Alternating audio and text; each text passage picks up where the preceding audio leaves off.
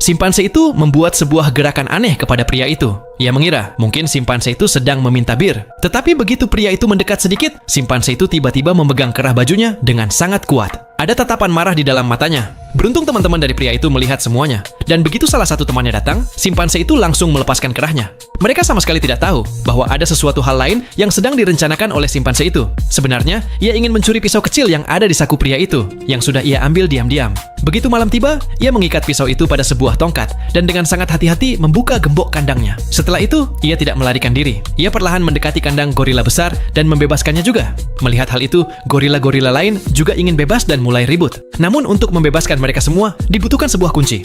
Keesokan harinya, Caesar melihat sang penjaga membuka pintu besar dengan menggunakan kata sandi rahasia. Dari sekian banyak simpanse, hanya Caesar yang memperhatikan hal itu dengan seksama. Malam harinya, ia diam-diam mendatangi pintu yang sama, memasukkan kata sandinya, dan lalu keluar. Tetapi alih-alih melarikan diri, ia langsung pergi ke rumah sang pemilik. Sesampainya di sana, ia membuka lemari es yang berisi neurotoksin yang telah dimodifikasi. Caesar tahu bahwa virus ini bisa meningkatkan kecerdasan simpanse berkali-kali lipat. Ia segera mengambil semua sampelnya dan membawanya langsung ke kebun binatang.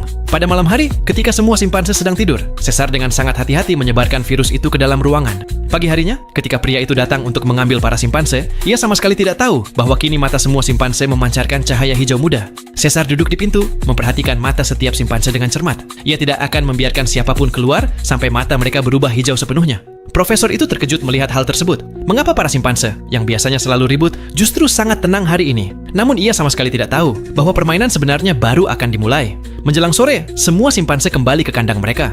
Saat pria itu ingin mengunci pintu, ia melihat Caesar masih berada di luar. Lalu, seorang pegawai segera menodongkan pistol ke arahnya.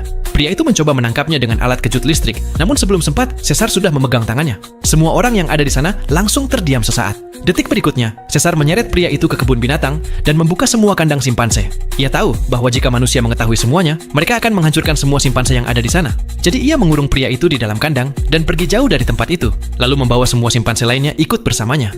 Nah, cuplikan adegan dari film ini bisa kalian saksikan dengan judul Rise of the Planet of the Apes 2011.